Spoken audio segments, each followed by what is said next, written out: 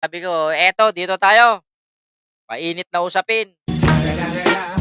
It's the motherfucking Eagle Double G. Snoop Dogg! Pinagyayabang ng mga senador, kita natin ang butuhan. Sabi dito, "Luis, unsa na idol, sana maibalik ang bitay para masampulan ng mga dutahe." Paano maibabalik, eh, ayaw ayaw ngang talakayin, ayaw ngang, ipasa sa Kongreso at saka Senado, baka daw sila mauna. Oo.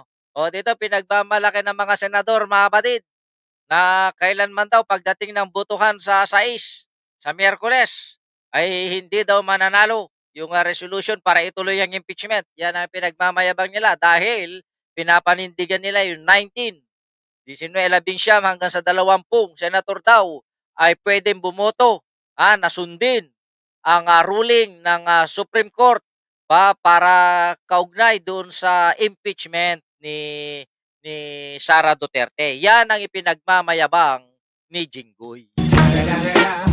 It's the motherfucking Eagle Double G. Snoop Dogg! Kaloyal Richie, magandang gabi. Sana, ayun mga please lang paki-share and paki-like and share yung ating live stream, ano. Mag-iingay ngayon pero sa kabila ng pagmamayabang ni Jinggoy ay hindi niya namamalayan na binabakbakan ng kanyang mga kalyado, lalong-lalo na yung Senate President na si Chis Escudero. Ang sabi dito, doon sa graduation ng UP, ang ating pamantayan sa UP ay all for nothing. Tell me, ano ang silbi ng utak at talento kung walang prinsipyo at tapang upang panindigan ito? Imagine, iisang salita, forthwith, ay ayaw intindihin ng nanunungkulan sa Senado. UP graduate yan.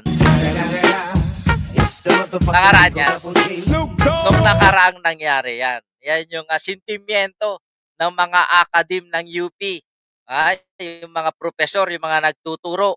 Dahil nga tila manhid-manhid ang Senado. Dahil talagang inaantay nila at inaasahan nila yung ruling ng Korte Suprema. Okay. It's the motherfucking Eagle Double G. Snoop Dogg!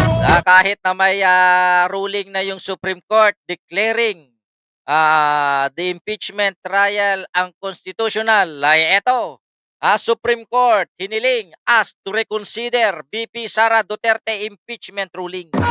Mga iba't ibang mga grupo, puro mga dilawan, itong mga nagpa-file na to, pero meron na rin yatang version ng Kongreso na nag-file sila ng motion for reconsideration para nga baliktarin muli yung deklarasyon na desisyon ng Korte Suprema pagdating sa impeachment ni Itok-Itok.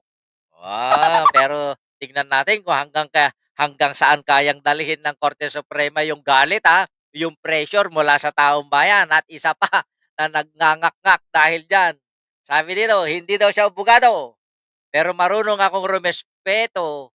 Kailan? Kailan rumespeto tong gagong 'to?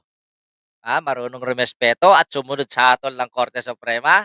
Alam nyo lang o kung sakaling ang nasasakdal ay kay BBM, kung ang sakaling ang nai-impeach si BBM, ganyan rin kaya ang sasabihin ng kumag na 'to? I don't think so. Mr. Baker, likewise po, Ma'am Senjang. O ayun, sige, bati-bati ka lang diyan, Mr. Baker. SC, ma-counter-attack yan. Pag tinukoy nila talaga yan ang taong bayan, walang tuwa sa SC. Antayin natin ang galit ng taong bayan. Nandiyan na, alam ko, ramdam na nila yan. Pero ito, maniniwala kayo, marunong remespeto, ibuhay nga nung mga inosenteng mga kababayan natin, hindi ni respeto ng gagang to. Ba? It's the motherfucking Manapikot yun. Tandaan ninyo, marunong daw siya rumespeto sa hatol ng korte. Lalong-lalo na Korte Suprema. Tignan natin yan kung ganyan din ang masasabi ni Bato de la Rosa kapag siya hinuli na. Baka mamaya kinidnap na naman. Nako, mabilis pa sa alas 4 yan pag-approve. Mark this itong sinabi niya na to. Na sana kapag inaresto siya ng ICC at saka ng ating mga law enforcers ay kailangan ding respetuhin niya. Baka mamaya maninira na naman yan. Sasabihin nun, kinidnap. Wala, binayolate ninyo ang aking karapatang pantao. Yung kaso ninyo, crimes against humanity. So, sino ngayon ang hindi marunong rumespeto sa karapatang pantao? Mag-isip dapat kasi pwede sila ma-impeach sana may gumalaw. Pero antayin natin yung desisyon nila patungkol dun sa motion for reconsideration na i-file ng Kongreso. O eto, masyadong maingay. Sige na, largahin na natin. It's the motherfucking Eagle Double G. Sila daw mga mambabatas ang gumagawa ng batas. Kaya daw ay hindi daw sila susunod sa batas. Kailangan daw nilang sumunod. Yun yan sa isang plunderer.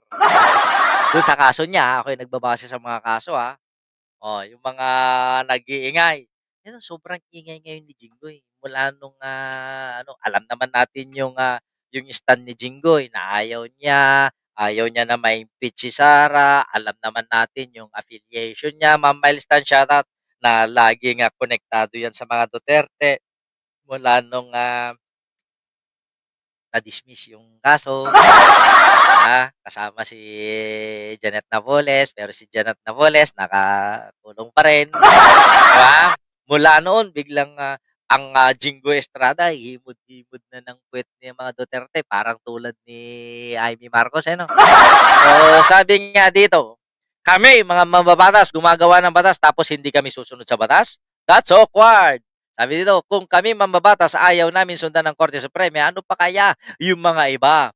Yung mga ibang ordinaryong tao na may kaso na adverse sa kanila, hindi rin nila susundin. Magkakagulo yan. It's the motherfucking Eagle Double G. Sana rin. Ganyan din yung pagrespeto ninyo kung ano yung pagkakaso ng mga biktima ng EJK. Diba? Irespeto din nyo sana din yung mga karapatan nila, yung mga kagustuhan nila, yung mga karapatang pantao nila. Diba? Sana hindi din kayo nagdadakdak ng mga premature statement. Kaya nga lang merong bumakbak dito. Ano bang susunod? Ay, hindi. Cut ka muna. Oh, ganun lang. Ayun. Bakit daw? Ano nga ba yun? Ito po. Ayan. Meron na nagbibigay ng mensahe para kay Jinggoy. Ito matagal na to. Panuorin lang natin. Ito po. Ito ang mensahe ko po kay Senator Jinggoy Estrada. Senator Jinggoy, sa katotohanan, hindi na po Estrada country ang San Juan. Mula 2019, Zamora na po ang mayor.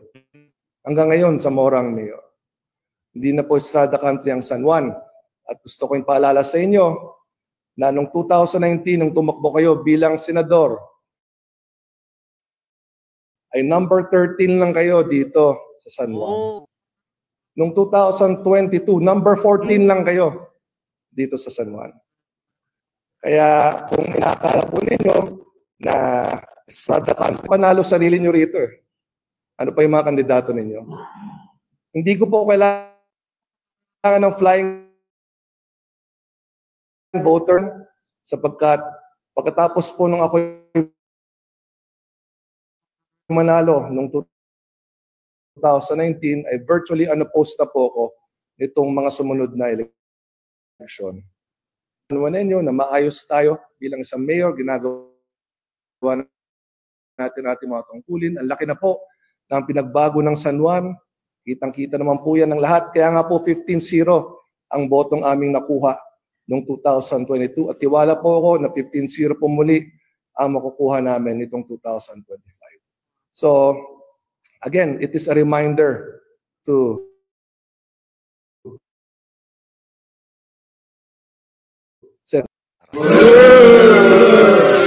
masakit yun yung sabihin mong hindi na Estrada country ang San Juan. Ito pinagtataka ko, paano nanalo sa buong Pilipinas yan, sa sarili niyang syudad, sa sarili niyang bayan, hindi manalo-nalo itong mga Estrada. Hindi nga, ito lang pinagtataka ko Paano si Jinggoy, paano nananalo sa buong Pilipinas?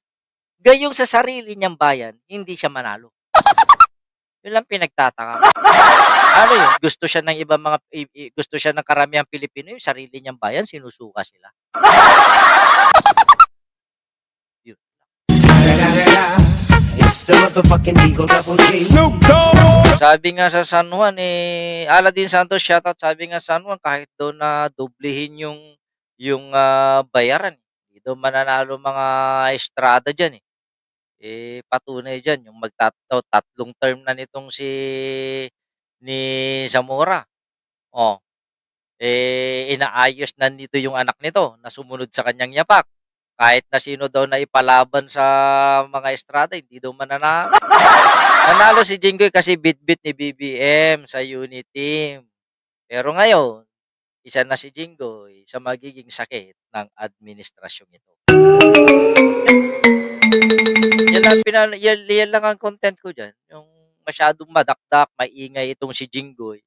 Samantalang may panabla yung mayor ng San Juan na si Francis sa Zamora. Ayan, nagmana daw yan ka. Magnanakaw daw pa yan si Jinggoy. Oo naman. Nakapending nga yung kaso nito. Ma'am Miles Tan, shoutout at Tony Libon. Eto, dito tayo.